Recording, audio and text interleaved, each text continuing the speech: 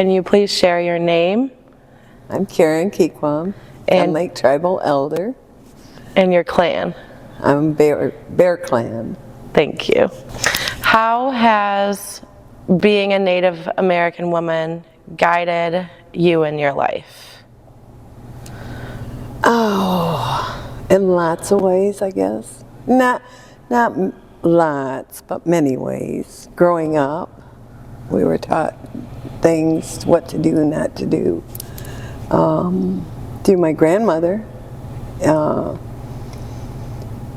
she says, you know, when we were young, we wore dresses. We wore long sleeves. We weren't allowed to wear pants or shorts in that way. No makeup, you know. Of course, we were children then. We played natural things in the woods. We didn't have modern toys or anything.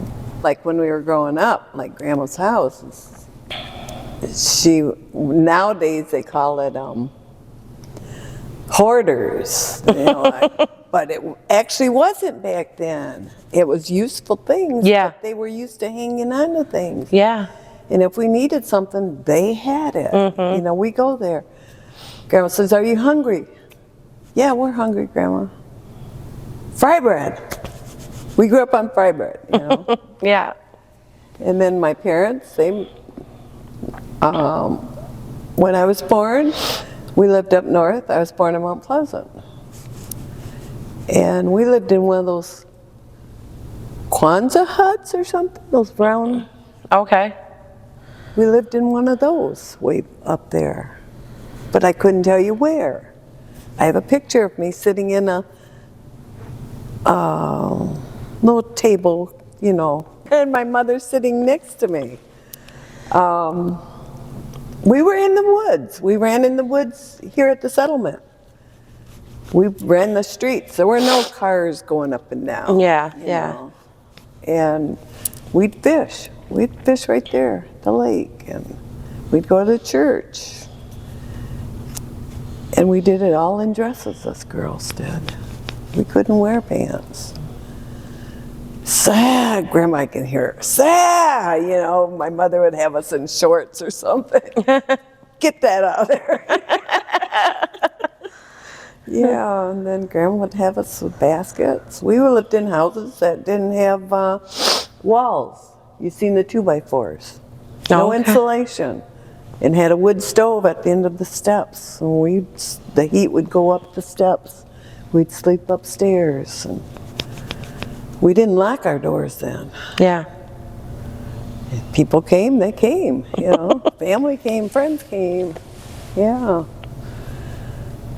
We just found what we could do and play in the woods. We swung on vines in the woods off the trees for swings. And Back when this was still the Johnson house, because that's what we used to have, is the little house over there. There was a big willow over there, and I remember going over there and grabbing the willow branches and swinging from those over by the lake before we had that dock. And there was no docks here. There wasn't a dock. It was just a lake. And there was that old wooden playground over there. And that willow was right by that playground, and I would swing from it. Yeah, I say Grandma a lot because when I was young, when we were here, then my parents divorced. And one lived here, one lived there. And we lived with my mother for a while, then we lived with my father for a while. I graduated from Parchment High School in Kalamazoo. Then later on in life, my parents, we moved away. Then we learned schooling at regular schools and city lives, and I brought my children up the same way because I moved away. I just didn't come home. Then Mother went back to Battle Creek, and we just had all these different lives, but there was always that loving from my parents. There was no hatred. My mother had this laugh like My sister Carla has it. If you ever heard her laugh, she has mother's laugh. And everybody always says, you girls are always laughing. Yes, because we like to enjoy life. That's interesting. Then Uncle Dick called me one year. Well, before that, I signed up with the Hurons in HBP. And I was with them for a while. But it wasn't so long, then I relinquished there when Uncle Dick would call me. Says, Karen, you want to come back home? And I said, yes, I'll come back home. And I said, what for? And he explained, that what we were going to do, and we're starting, and get people to come back home. And I said, sure, I'll come home. I left my job, came here, no job, no home. Found a job when we were on break ground for the casino. Got me an apartment. I went on welfare just for a short time to get me in the ground. Yeah. Till I started working. I had food stamp card. They put money on it. I never even used that. And I gave it back to them. And they said, no, you keep that card. That's yours for life. And I said, well, I don't need it. Give it to somebody else that needs it. And they said, no. How was working for the casino for so long? Because you were day one, and you were there for a long time. I did. I helped with phase 1, broke ground, helped until we finished that. Worked rain, snow, you name it, all kinds of weather. I learned a lot. I'd never done labor before. Working with 163 guys, and I was the only female. They helped me out. They showed me how to drive those big machineries, do those scoops and everything. And I did that until I was done, almost done. Then I got a call. They said, will you come and work in surveillance? I says, well, what do I have to do? I said, well, talk to people in the casino. Oh, I said, okay, all I have to do is answer phone, hi, goodbye. No, it wasn't that. I found out you have to take notes, you have to do your computer, the monitors, which I had no knowledge of. Not one. I didn't even know how to turn it on. All I knew was the phone. Yeah. But I was taught. I had a good teacher, my supervisor, and I was in there all by myself till we got more help. And I spent 7 years in there. That's awesome. The eye in the sky and surveillance. Yes. And no one knew who I was in the casino. Yeah. They'd see me walk through. But they didn't know. I'd go there to get a meal and go right back. And then after I retired, people would come up, the team members. Your voice sounds familiar. Yes, I talked to you many times. Like when I retired, for 6 years, I told the youth, I call them youth because they were so young, I was the oldest one in the office. I'm going to skydive after I retire. Yeah. Yeah, right. They'd say, you're going to, I said, yeah, it's in my bucket list. When I retire, I'm going to skydive. So before my retirement package, they got me the skydiving package for Allegan Airport to go do it. And I did it, just like nothing. I jumped out of that plane, and I got to go through the clouds. And when you're in that cloud, they're huge, humongous. You feel the mist. A cloud is a mist. And I couldn't see the ground, I couldn't see around, I couldn't see up. And you just see it slowly breaking loose when you're coming through it. You're thinking, oh Lord, I'm up here with you for the time being, And then you come through and it's like, I was actually coming through one of these. That's really cool. And it was a first for me, you know.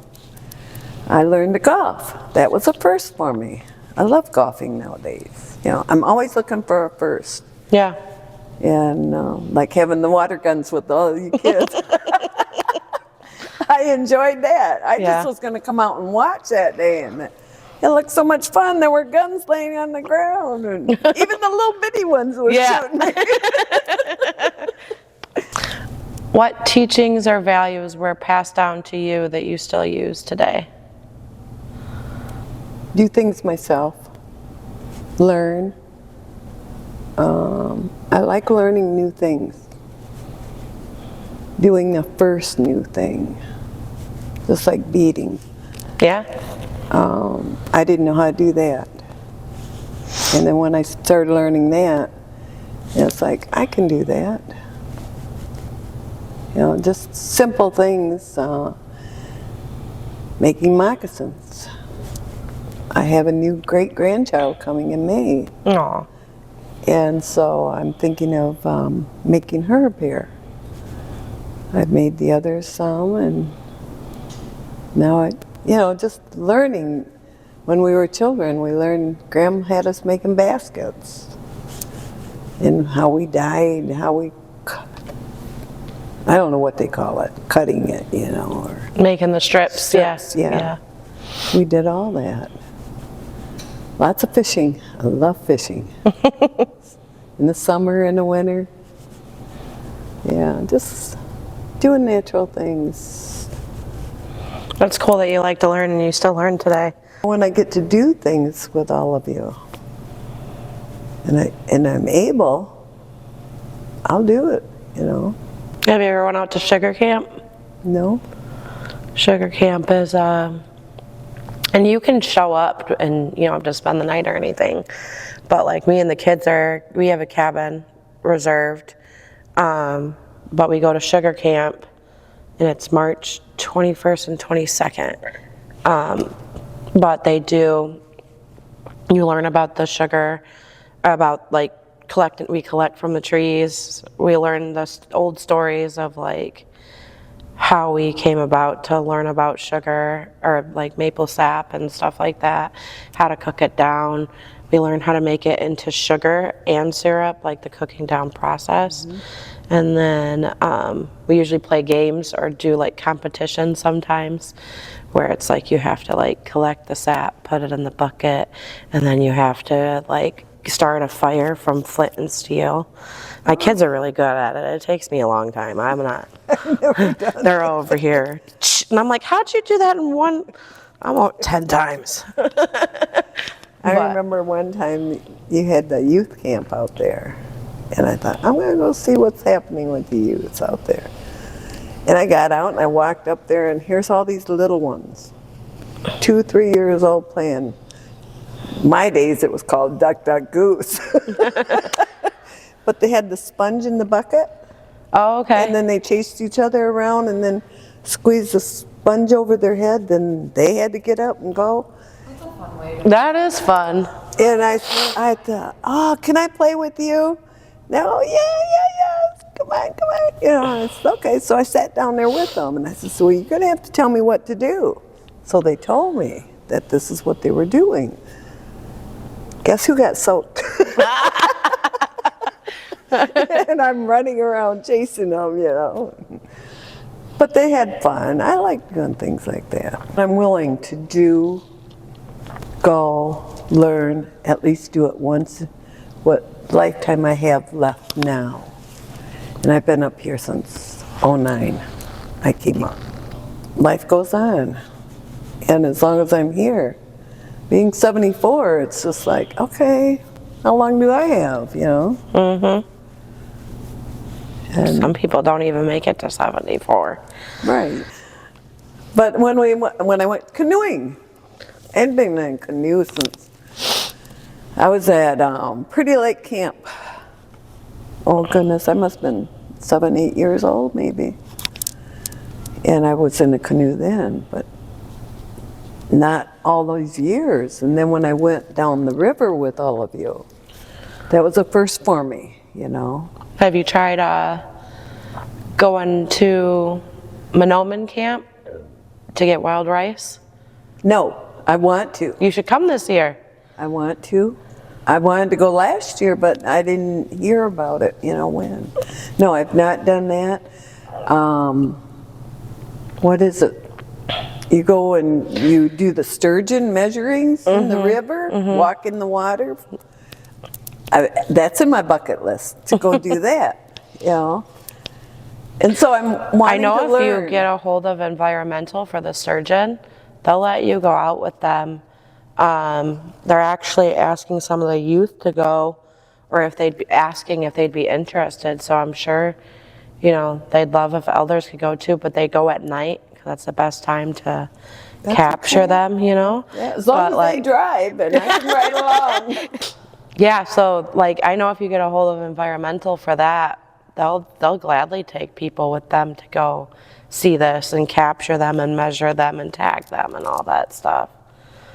I'll let you know about the Monoman camp personally too if you just don't happen to see it, but it's usually in September.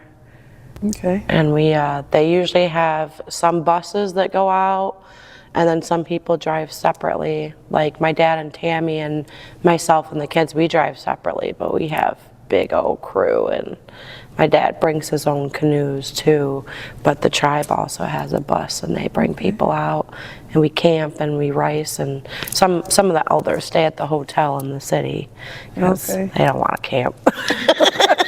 See, I haven't camped It's in rustic. years. It's rustic No, you can't camping. Rustic is nothing. When we Rustic is nothing. We picked potatoes, we picked apples, we picked huckleberries, we picked blueberries. Oh, what We even cook on the fire for lunch and stuff. Yeah. We'd be cooking on the fire we and did stuff. that when we were kids. Camp meetings, you know. We Yeah. had these big tents. Had the hole in the center, fire in the center inside of it, and all our bedding, you know. We were all in there, and we'd cook right in there. We got dirty. We'd go out and pick our blueberries or whatever we were picking, and we'd shake those things and poke out all the greens. We didn't have any house. We didn't have running water out there. You know, it was nature. When we were in the Huckleberry Marsh, we wore our boots. We'd lose our boots, you know, because you're walking in this mush, dirt, soil. And then every once in a while you'd see a snake come by you, you know, or something. Yeah, I've been there, I've done it. You know all this, didn't you? No, I didn't. But started working and been up here learning, seeing family, learning who family is. I'm still learning. Every day I learn something. And every day I like to do a good deed. Be it open a door for somebody getting out in a wheelchair or just something. I'll get out and I'll do something. And I like learning. I remember the first time we had our powwow. And I made my skirt and I went out there and danced. I remember that first time. And now I'll get out there and I'll do it again. The Olympics, I didn't think I'd ever be in the Olympics. Now I do it every year. I love it. Yeah, the Olympics are a fun time. My favorite at the Olympics is the long jump. I'm horrible at that. My kids jump further than me. I do really well with archery. Yeah, that's the one that I like the most is archery. Good. It's just like, okay, where is that thing? But that's me. What do you hope future generations hold on to from the women today? Like what teachings or what ways of life or anything like that do you hope that future generations still hold on to from this time period? Everything that we learn now, that we're learning, I love seeing the youth learning. And I learn from them when I'm watching them or with them. Otherwise, I can see our fading away slowly as everyone is slowly progressing out in the world, doing different things with the technology and job-wise. And Yeah. I love when we get together. But we need more of that, just like these chairs around here. And if we have family or youth and we sit here and have snacks and coffee and somebody brings something up, you know, oh, I remember doing that. Or the elders can say, you know, you got it made nowadays. You got light, electricity, technology. We didn't have all that. We had lanterns we carried. We had outhouses. We had pumps that we had to pump our water. We had fires to heat the water. We washed our hair in pails, or, you know, the big round tubs, metal tubs, outside in the yard. We couldn't do it in the house, you know.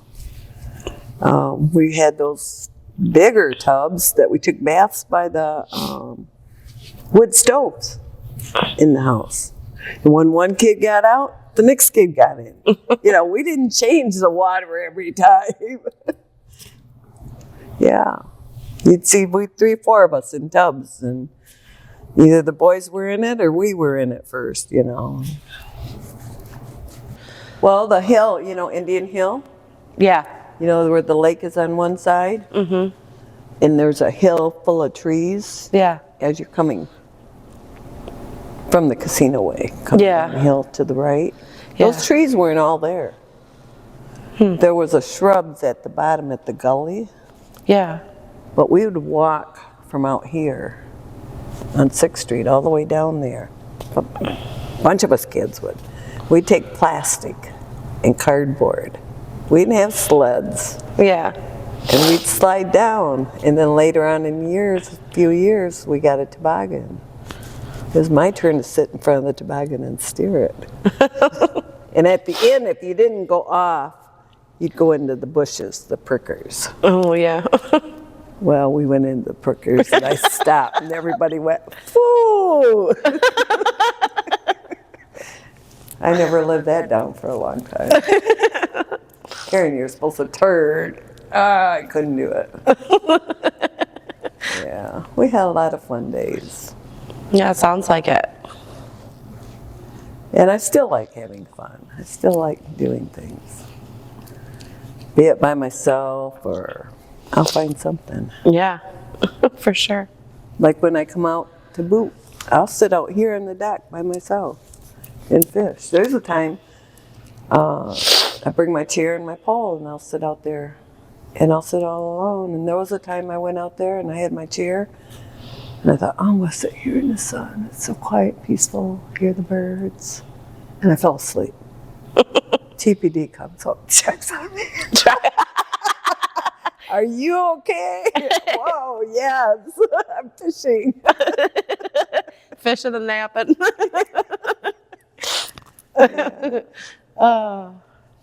But, you know, it's things in places like that where you can feel safe nowadays. You go home and you're locking doors, but for some reason out here it's so peaceful and safe feeling. I don't know. No, I love this property. Because I remember, because it was like one of the first properties we had as a tribe before this building was here. This was just a field. And then the Johnson house was down there. And we had a floating dock that had a slide on it. And Reese, Sierra, and I, or like Cassie Bush and whoever was here at the time, we would disconnect it from the land or push it in from the land, and we'd be floating in the middle of Boot Lake, sliding down and swimming, because you got to get way out there so the the seaweed isn't touching you.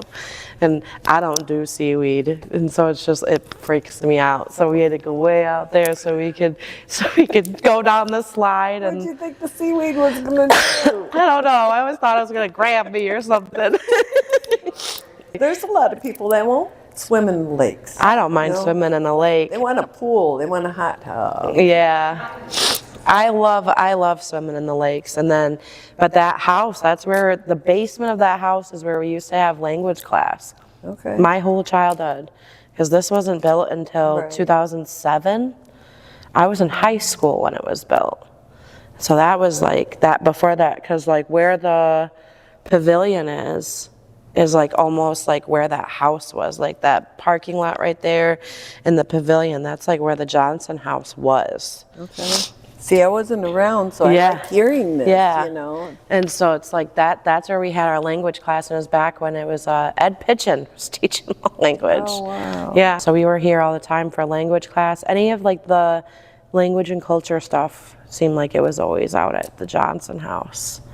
And this used to be a big old farm, and we bought it from that family, and then eventually we built this. But for a long time it was that house. And there actually used to be a picnic table on the other side, like so the playground was there, and there was a picnic table that was long. Back then we had like it was 10, like this 12 long. foot long. Yeah. Yeah. It was I remember those. huge. We had those. It was huge down there. It's like everybody for the whole feast could just be on that picnic table. We used to have cabins behind the churches, and after service, then everybody go back there and eat.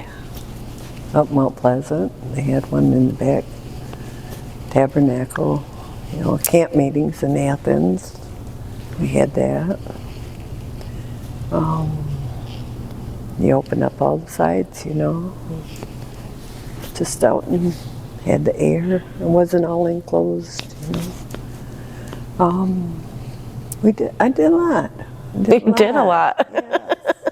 We need more conversations, fun times. Yeah. Where, hey, I could talk to you, or I'll go sit and talk to her, How was your life growing up? Yeah. Or somebody mentions, oh, I remember doing that, what we could do or couldn't do, or growing up. So the youth can learn. Yeah, I feel like a lot of us don't know all the stories and stuff like that. I know for a long time, a lot of elders were just scared to share their stories, whether it's because of, being in boarding schools, or you were just taught to not really, like even my grandpa, he didn't talk much about stuff. No, and it's like more recently, he started talking about stuff here and there, but it's like he's 83, 82. Okay. And it's like, he didn't start talking about stuff until he hit like 80, Well, when we were kids, growing up, in my family, my parents, my grandparents, aunt and uncles, it was like, you kids go play. But yet, I remember hearing them talk our language to one another, but they didn't teach us. Mm-hmm. And that's nowadays, it's like, okay, bonjour. I learned something, What would you like to be remembered for, either with your family or with your community or with the tribe? I like happiness, laughter, gatherings. I like seeing family, friends. That's more important to me. I don't dwell on past, negative, sad. I do get sad memories, certain things, but enjoy life. Enjoy life is important. I love that. Very positive, very nice. It was really nice to interview with you today. Miigwech. Miigwech for asking me. Yes.